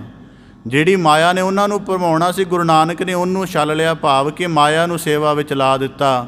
ਜਿਵੇਂ ਤਾਂ ਆਪ ਜੀ ਦੇਖ ਲਓ, ਕੌਡੇ ਰਾਖਸ਼ ਵਰਗੇ, ਸੱਜਣ ਠੱਗ ਵਰਗੇ, ਕਿ ਇਹਨਾਂ ਨੇ ਪਹਿਲਾਂ ਕਿੰਨਿਆਂ ਨੂੰ ਛਲ ਲਿਆ ਸੀ, ਪਰ ਗੁਰੂ ਨਾਨਕ ਨੇ ਇਹਨਾਂ ਨੂੰ ਛਲ ਲਿਆ। ਇਸ ਕਰਕੇ ਕਹਿੰਦੇ ਜਿਹੜੇ ਸਿੱਧ ਸਨਕਾਦ ਆਦਿਕ ਹਨ, ਗੁਰੂ ਸਾਹਿਬ ਜੀ ਦੇ ਗੁਣ ਉਹ ਵੀ ਗਾਉਂਦੇ ਹਨ, ਪਰ ਉਹ ਨਾਮ ਕੀ ਲੈਂਦੇ ਹਨ? ਅਛਲ ਛਲਾ। ਕਿ ਉਹਨਾਂ ਨੇ ਜਦੋਂ, ਕਿਉਂਕਿ ਹੁਣ ਦੇਖੋ ਇਹਦੇ ਵਿੱਚ ਬੜੀਆਂ ਬਾਰੀਕ ਗੱਲਾਂ ਨੇ, ਕਿ ਜਦੋਂ ਉਹ ਸਿੱਧ ਲੋਕ ਅਛਲ ਛਲਾ ਸ਼ਬਦ ਕਹਿ ਰਹੇ ਹਨ ਤੇ ਇਹ ਗੱਲ ਪਹਿਲੇ ਵਾਕ ਨਾਲ ਜੁੜਦੀ ਹੈ ਕਿ ਹੁਣ ਉਹ ਪੁਰਖ ਰੂਪ ਅਕਾਲ ਪੁਰਖ ਹੈ। ਗੁਰੂ ਨਾਨਕ ਸਰੂਪ ਦਾ ਪਤਾ ਤਾਂ ਸਾਨੂੰ ਕਲਯੁਗ ਦੇ ਵਿੱਚ ਲੱਗਾ, ਪਰ ਜਿਹੜੇ ਗੁਰੂ ਨਾਨਕ ਸਾਹਿਬ ਤੋਂ ਪਹਿਲਾਂ ਸਿੱਧ ਲੋਕ ਹੋ ਗਏ ਹਨ, ਉਹ ਜਿਸ ਪਰਮੇਸ਼ਰ ਰੂਪ ਦੀ ਕਲਪਨਾ ਕਰਦੇ ਸਨ ਕਿ ਪਰਮੇਸ਼ਰ ਛਲਿਆ ਨਹੀਂ ਜਾਂਦਾ, ਸਗੋਂ ਉਹ ਮਾਇਆ ਨੂੰ ਛਲ ਲੈਂਦਾ ਹੈ। ਕਹਿੰਦੇ ਉਸ ਗੁਣ ਦੀ ਸੰਪੂਰਨਤਾ ਗੁਰੂ ਨਾਨਕ ਸਰੂਪ ਵਿੱਚ ਹੁੰਦੀ ਹੈ। ਗਾਵੈ ਗੁਣ ਧੂਮ ਅਟਲ ਮੰਡਲਵੈ, ਭਗਤ ਭਾਏ ਰਸ ਜਾਣਿਓ। ਤਾਂ ਭਟਕਲ ਦੀ ਆਖਦੇ ਹਨ ਗਾਵੈ ਗੁਣ। ਸਤਿਗੁਰੂ ਗੁਰੂ ਨਾਨਕ ਦੇਵ ਸਾਹਿਬ ਜੀ ਆਪ ਜੀ ਦੇ ਗੁਣਾਂ ਦਾ ਗਾਇਨ ਧੂਮ ਇੱਕ ਰਿਸ਼ੀ ਹੋਇਆ ਹੈ, ਜਿਹਨੂੰ ਪਾਂਡਵਾਂ ਦਾ ਪੁਰੋਹਿਤ ਕਿਹਾ ਜਾਂਦਾ ਹੈ। ਇਹ ਬੜੀ ਸ਼ੁਭ ਮਤ ਲੱਖਣਾਂ ਵਾਲਾ ਹੋਇਆ ਹੈ। ਇਸ ਕਰਕੇ ਧੂਮ ਦਾ ਭਾਵ ਕਿ ਜਿੰਨੇ ਸ਼ੁਭ ਗਿਆਨ ਦੀ ਵਿਚਾਰ ਕਰਕੇ ਜਗਤ ਦੇ ਵਿੱਚ ਚੰਗੀ ਮਰਜ਼ਾਦਾ ਸਥਾਪਿਤ ਕਰਨ ਵਾਲੇ ਲੋਕ ਹਨ, ਗੁਰੂ ਨਾਨਕ ਦੇਵ ਸਾਹਿਬ ਜੀ ਆਪ ਦੇ ਗੁਣਾਂ ਦਾ ਗਾਇਨ ਕਰਦੇ ਹਨ। ਅੱਗੇ ਆਖਦੇ ਹਨ ਅਟਲ ਮੰਡਲਵੈ। ਭਗਤ ਧਰੂ ਨੂੰ ਅਟਲ ਮੰਡਲ ਦਾ ਨਿਵਾਸੀ ਮੰਨਿਆ ਜਾਂਦਾ ਹੈ। ਗੁਰੂ ਨਾਨਕ ਸਾਹਿਬ ਜੀ ਦੇ ਜੀਵਨ ਕੌਤਕਾਂ ਦੇ ਵਿੱਚ ਜ਼ਿਕਰ ਆਉਂਦਾ ਹੈ ਕਿ ਜਦੋਂ ਗੁਰੂ ਨਾਨਕ ਦੇਵ ਸਾਹਿਬ ਜੀ ਦਾ ਭਗਤ ਧਰੂ ਦੇ ਨਾਲ ਮਿਲਾਪ ਹੋਇਆ ਤੇ ਭਗਤ ਧਰੂ ਨੇ ਗੁਰੂ ਨਾਨਕ ਦੇਵ ਸਾਹਿਬ ਜੀ ਨੂੰ ਪੁੱਛਿਆ ਕਿ ਉਹ ਅਜੇ ਪਰਮੇਸ਼ਰ ਦੇ ਦੁਆਰ 'ਤੇ ਬੈਠਾ ਹੋਇਆ ਸੀ। ਕਹਿਣ ਲੱਗਾ ਸਤਿਗੁਰੂ ਸਾਹਿਬ ਜੀ ਕਿ ਮੈਂ ਤਾਂ ਅਜੇ ਇੱਕ ਬ੍ਰਹਿਮੰਡ, ਇੱਕ ਖੰਡ ਦਾ ਭੇਦ ਜਾਣਿਆ ਤੇ ਮੇਰੇ ਕੋਲ ਤਾਂ ਉਹ ਹੀ ਪਾਰਾਵਾਰ ਨਹੀਂ ਪਾਇਆ ਜਾ ਰਿਹਾ। ਤੁਸੀਂ ਸਾਰੀ ਕਾਇਨਾਤ ਨੂੰ ਦੇਖਿਆ ਕਿੰਨੀ ਕੁ ਹੈ। ਤਾਂ ਗੁਰੂ ਨਾਨਕ ਸਾਹਿਬ ਜੀ ਨੇ ਜ਼ਿਕਰ ਕੀਤਾ ਕਿ ਤੂੰ ਇੱਕ ਖੰਡ ਦਾ ਜੇ ਭਾਵ ਜਾਣਿਆ ਹੈ, ਮਾਲਕ ਦੀ ਕਾਇਨਾਤ ਜਿਹੜੀ ਹੈ ਉਹ ਲੱਖਾਂ ਖੰਡਾਂ ਬ੍ਰਹਿਮੰਡਾਂ ਤੋਂ ਵੀ ਪਰਾਂ ਹੈ। ਫਿਰ ਜਦੋਂ ਗੁਰੂ ਨਾਨਕ ਸਾਹਿਬ ਜੀ ਨੇ ਇਹ ਗਿਆਨ ਪ੍ਰਗਟ ਕੀਤਾ, ਫਿਰ ਧਰੂ ਕਹਿਣ ਲੱਗਾ ਕਿ ਭਗਤ ਧਰੂ ਕਹਿਣ ਲੱਗਾ ਕਿ ਮੈਨੂੰ ਉਸ ਪਰਮੇਸ਼ਰ ਦੀ ਤਲਾਸ਼ ਨਹੀਂ ਜਿਹਦੇ ਦੁਆਰਾ ਮੈਂ ਖੰਡਾਂ ਬ੍ਰਹਿਮੰਡਾਂ ਦੇ ਭੇਦ ਜਾਣ ਲਏ ਹਨ, ਭਾਵ ਕਿ ਤੁਹਾਡੇ ਦੁਆਰਾ ਤੁਸੀਂ ਹੀ ਅਕਾਲ ਪੁਰਖ ਰੂਪ ਹੋ। ਇਸ ਕਰਕੇ ਭੱਟ ਸਾਹਿਬਾਨ ਆਖਦੇ ਹਨ ਗਾਵੈ ਗੁਣ ਧੂਮ ਅਟਲ ਮੰਡਲਵੈ। ਅਟਲ ਮੰਡਲ ਦਾ ਨਿਵਾਸੀ ਭਗਤ ਧਰੂ ਕਹਿੰਦੇ ਉਹ ਵੀ ਤੁਹਾਡੇ ਗੁਣਾਂ ਦਾ ਗਾਇਨ ਕਰਦੇ ਹਨ। ਭਗਤ ਭਾਏ ਰਸ ਜਾਣਿਓ, ਜਿਨ੍ਹਾਂ ਨੇ ਹਿਰਦੇ ਅੰਦਰ ਭਾਵਨਾ ਭਗਤੀ ਧਾਰਨ ਕਰਕੇ ਤੁਹਾਡੇ ਪਰਮ ਸਰੂਪ ਦਾ ਰਸ ਮਾਣਿਆ ਹੈ ਤੇ ਭਗਤੀ ਦੇ ਵਿੱਚੋਂ ਪਰਮੇਸ਼ਰ ਦੀ ਕਿਰਪਾ ਸਰੂਪ ਨੂੰ ਜਾਣ ਕੇ ਨਿਹਾਲ ਹੋਏ ਹਨ। ਕਬ ਕਲ ਸੋ ਜਸ ਗਾਵੋ ਗੁਰੂ ਨਾਨਕ, ਰਾਜ ਜੋਗ ਜਿਨ ਮਾਣਿਓ। ਤੇ ਭੱਟ ਕਲ ਜੀ ਆਖਦੇ ਹਨ ਕਿ ਐਸੇ ਗੁਰੂ ਨਾਨਕ ਸਰੂਪ ਦੇ ਸ਼ੁਭ ਜਸ ਦਾ, ਉੱਤਮ ਜਸ ਦਾ ਮੈਂ ਗੁਣ ਗਾਇਨ ਕਰਦਾ ਹਾਂ। ਗੁਰੂ ਨਾਨਕ ਰਾਜ ਜੋਗ ਜਿਨ ਮਾਣਿਓ, ਜਿਨ੍ਹਾਂ ਨੇ ਮਾਇਆ ਦੇ ਵਿੱਚ ਰਹਿ ਕੇ, ਮਾਇਆ ਤੋਂ ਅਤੀਤ ਰਹਿ ਕੇ ਸਾਰੇ ਸੰਸਾਰ ਨੂੰ ਪਰਮੇਸ਼ਰ ਦੇ ਮਾਰਗ ਦਾ ਪਰਮ ਰਸਤਾ ਦਿਖਾਇਆ ਹੈ। ਇਸ ਕਰਕੇ ਜਦੋਂ ਭਾਈ ਗੁਰਦਾਸ ਜੀ ਨੇ ਕਿਹਾ ਨਾ ਕਲ ਤਾਰਨ ਗੁਰੂ ਨਾਨਕ ਆਇਆ, ਜਾਂ ਉਹਨਾਂ ਨੇ ਭਾਈ ਗੁਰਦਾਸ ਸਾਹਿਬ ਜੀ ਨੇ ਇੱਕ ਸ਼ਬਦ ਵਰਤਿਆ, ਉਹਨੂੰ ਬਹੁਤ ਗਹਿਰਾਈ ਨਾਲ ਵਾਚਣਾ ਚਾਹੀਦਾ। ਗੁਰਮੁਖ ਕਲ ਵਿੱਚ ਪ੍ਰਗਟ ਹੋਆ। ਤੇ ਭੱਟ ਸਾਹਿਬਾਨ ਆਖਦੇ ਹਨ ਰਾਜ ਜੋਗ ਜਿਨ ਮਾਣਿਓ, ਕਿ ਗੁਰੂ ਨਾਨਕ ਦੇਵ ਸਾਹਿਬ ਜੀ ਸਤਿਗੁਰੂ ਹੋ ਕੇ, ਗੁਰੂ ਹੋ ਕੇ, ਸਾਧ ਹੋ ਕੇ ਵੀ ਗੁਰਮੁਖ ਹਨ। ਮਤਲਬ ਕਿ ਸਾਰੇ ਸੰਪੂਰਨ ਗੁਣਾਂ ਦਾ ਪ੍ਰਕਾਸ਼ ਗੁਰੂ ਨਾਨਕ ਨੇ ਆਪਣੇ ਆਪ ਤੋਂ ਕੀਤਾ ਹੈ। ਇਸ ਕਰਕੇ ਆਖਦੇ ਹਨ ਰਾਜ ਜੋਗ ਜਿਨ ਮਾਣਿਓ। ਮਾਇਆ ਦੇ ਵਿੱਚ ਵਰਤਦਿਆਂ ਹੋਇਆਂ, ਮਾਇਆ ਤੋਂ ਅਤੀਤ ਰਹਿਣ ਦੀ, ਅਗਿਆਨ ਦੇ ਵਿੱਚ ਫਸੀ ਹੋਈ ਲੋਕਾਈ ਨੂੰ ਗਿਆਨ ਰੂਪ ਪ੍ਰਕਾਸ਼ ਕਰਕੇ ਉਭਾਰਨ ਦਾ ਕਹਿੰਦੇ ਮਹਾਂਤਰਸ ਗੁਰੂ ਨਾਨਕ ਦੇਵ ਸਾਹਿਬ ਜੀ ਨੇ ਕਾਇਨਾਤ ਉੱਪਰ ਕੀਤਾ। ਇਸ ਕਰਕੇ ਐਸੇ ਪਰਮ ਸਤਿਗੁਰੂ ਗੁਰੂ ਨਾਨਕ ਦੇਵ ਸਾਹਿਬ ਜੀ ਦੇ ਗੁਣਾਂ ਦਾ ਗਾਇਨ ਭੱਟ ਕਲ ਜੀ ਆਖਦੇ ਹਨ ਮੈਂ ਕਰਦਾ ਹਾਂ। ਇਸ ਪ੍ਰਕਾਰ 3 ਸਵਈਆਂ ਦੇ ਰੂਪ ਵਿੱਚ ਭੱਟ ਸਾਹਿਬਾਨਾਂ ਨੇ ਗੁਰੂ ਨਾਨਕ ਦੇਵ ਸਾਹਿਬ ਜੀ ਦੇ ਅਗੰਮ ਅਗੋਚਰ ਸਰੂਪ ਦੀ ਸਿਫਤ ਸਲਾਹ ਕਰਨ ਦਾ ਯਤਨ ਕੀਤਾ ਹੈ। ਤੇ ਗੁਰੂ ਨਾਨਕ ਸਰੂਪ ਦੇ ਕਿਹੜੇ-ਕਿਹੜੇ ਗੁਣ ਕਥਨ ਕੀਤੇ ਹਨ ਕਿ ਗੁਰੂ ਨਾਨਕ ਪੁਰਖ ਰੂਪ ਹੈ, ਸੰਤਾਂ ਦਾ ਆਸਰਾ ਹੈ। ਸਾਰੇ ਯੁੱਗਾਂ ਵਿੱਚ ਗੁਰੂ ਨਾਨਕ ਸਰੂਪ ਦਾ ਹੀ ਜ਼ਿਕਰ ਹੁੰਦਾ ਹੈ। ਗੁਰੂ ਨਾਨਕ ਸੁਖ ਸਾਗਰ ਹੈ, ਦੁਰਤ ਨਿਵਾਰਣ ਹੈ, ਸ਼ਬਦ ਦਾ ਸਾਗਰ ਹੈ। ਗੁਰੂ ਨਾਨਕ ਹੀ ਭਗਤੀ ਦਾ ਸਿਖਰਲਾ ਮੁਜੱਸਮ ਹੈ। ਗੁਰੂ ਨਾਨਕ ਹੀ ਅਛਲ ਛਲਾ ਹੈ। ਗੁਰੂ ਨਾਨਕ ਹੀ ਭਗਤੀ ਦੇ ਪਰਮ ਰਸ ਦਾ ਪ੍ਰਕਾਸ਼ਕ ਹੈ। ਗੁਰੂ ਨਾਨਕ ਸਰੂਪ ਕਰਕੇ ਧਰਤੀ ਦੀ ਸਾਰੀ ਕਲਿਆਣ ਵਰਤਦੀ ਹੈ। ਇੰਜ ਅਥਾਹ ਗੁਣਾਂ ਦਾ ਬਿਆਨ ਕਰਕੇ ਭੱਟ ਕਲ ਜੀ ਆਖਦੇ ਹਨ, ਕਬ ਕਲ ਸੁਜਸ ਗਾਵੋ ਗੁਰੂ ਨਾਨਕ, ਰਾਜ ਜੋਗ ਜਿਨ ਮਾਣਿਓ। ਜਿਨ੍ਹਾਂ ਨੇ ਰਾਜ ਜੋਗ ਮਾਣਿਆ ਕਿ ਦੇਹਾ ਰਹਿ ਕੇ ਦੇਹਾ ਤੋਂ ਅਤੀਤ ਰਹੇ, ਸਭ ਤਰ੍ਹਾਂ ਨਾਲ ਅਕਾਲ ਪੁਰਖ ਜੋਗ ਦਾ ਭਾਵ ਹੈ ਜੋੜ ਸਿਖਾਇਆ। ਭਾਈ ਨੰਦ ਲਾਲ ਜੀ ਆਖਦੇ ਹਨ ਕਿ ਜਦੋਂ ਗੁਰੂ ਨਾਨਕ ਸਰੂਪ ਧਰਤੀ 'ਤੇ ਪ੍ਰਗਟੇ ਤੇ ਉਹਨਾਂ ਦੇ ਪਰਮ ਸਰੂਪ ਦੀ ਉਹਨਾਂ ਨੂੰ ਭਾਖਿਆ ਹੋਈ। ਰਾਹੇ ਜਿਕਰੰਬਾ ਆਲਮੇ ਬਿਨਵਾ ਬਾਹਮਾ ਸੋਜੇ ਵਸਫ ਮਨ ਗੋਇਆ, ਕਿ ਗੁਰੂ ਨਾਨਕ ਆਪਣੇ ਸਰੂਪ ਤੋਂ ਪੈਦਾ ਹੋ ਕੇ ਜਦੋਂ ਧਰਤੀ 'ਤੇ ਆਏ ਤੇ ਉਹਨਾਂ ਨੂੰ ਜਿਹੜਾ ਪਰਮ ਮਕਸਦ ਧਰਤੀ 'ਤੇ ਪ੍ਰਕਾਸ਼ ਦਾ ਯਾਦ ਰਿਹਾ ਕਿ ਸਾਰੀ ਸ੍ਰਿਸ਼ਟੀ ਨੂੰ ਇੱਕ ਅਕਾਲ ਪੁਰਖ ਦੀ ਸਿਫਤ ਸਲਾਹ ਦਾ, ਉਹਦੇ ਗਿਆਨ ਦਾ ਪਰਮ ਮਾਰਗ ਦਿਖਾਉਣਾ ਹੈ। ਤੇ ਇਹੀ ਗੁਰੂ ਨਾਨਕ ਦੀ ਵੱਡੀ ਕਿਰਪਾ ਇਸ ਬ੍ਰਹਿਮੰਡ ਦੇ ਉੱਪਰ ਹੋਈ ਹੈ। ਇਸ ਪ੍ਰਕਾਰ 3 ਸਵਈਆਂ ਦੇ ਰੂਪ ਵਿੱਚ ਭੱਟ ਸਾਹਿਬਾਨ ਜੀ ਗੁਰੂ ਸਾਹਿਬ ਜੀ ਦੀ ਉਸਤਤ ਕਰਦੇ ਹਨ। ਬਾਕੀ ਬਾਣੀ ਦੀ ਲੜੀਵਾਰ ਵਿਆਖਿਆ ਆਪ ਜੀ ਗੁਰ ਕਿਰਪਾ ਸਦਕਾ ਇਸੇ ਤਰ੍ਹਾਂ ਨਿਰੰਤਰ ਸ਼ਰਵਣ ਕਰੋਗੇ ਜੀ। ਗੁਰੂ ਕੇ ਪਾਵਨ ਪਵਿੱਤਰ ਜੀਵਨ ਦੀ ਮਹਿਮਾ ਕਥਦਿਆਂ ਭੱਟ ਬਾਣੀ ਦੀ ਲੜੀਵਾਰ ਵਿਆਖਿਆ ਦਾ ਯਤਨ ਆਪ ਦੇ ਸਨਮੁਖ ਰੱਖਦਿਆਂ ਹੋਈਆਂ ਬੇਅੰਤ ਭੁੱਲਾਂ ਦੀ ਖਿਮਾ ਯਾਚਨਾ ਗੁਰੂ ਕਿਰਪਾ ਕਰੇ। ਗੁਰੂ ਕੇ ਅਗੰਮ ਅਗੋਚਰ ਸਰੂਪ ਦੀ ਸਿਫਤ ਸਲਾਹ ਦਾ ਭਾਵ ਸਾਡੇ ਸਾਰਿਆਂ ਦੇ ਹਿਰਦੇ ਅੰਦਰ ਵਸ ਜਾਏ ਜੀ। ਸਾਰਿਆਂ ਦਾ ਇੱਥੇ ਆਇਆ ਸਫਲਾ ਹੋਵੇ ਜੀ। ਭੁੱਲਾਂ ਖਿਮਾ ਦੀ ਜਾਚਨਾ ਬੜੇ ਅਦਬ ਸਹਿਤ ਗੱਜ ਕੇ ਫਤਿਹ ਅਰਜ ਕਰੋ ਜੀ। ਵਾਹਿਗੁਰੂ ਜੀ ਕਾ ਖਾਲਸਾ, ਵਾਹਿਗੁਰੂ ਜੀ ਕੀ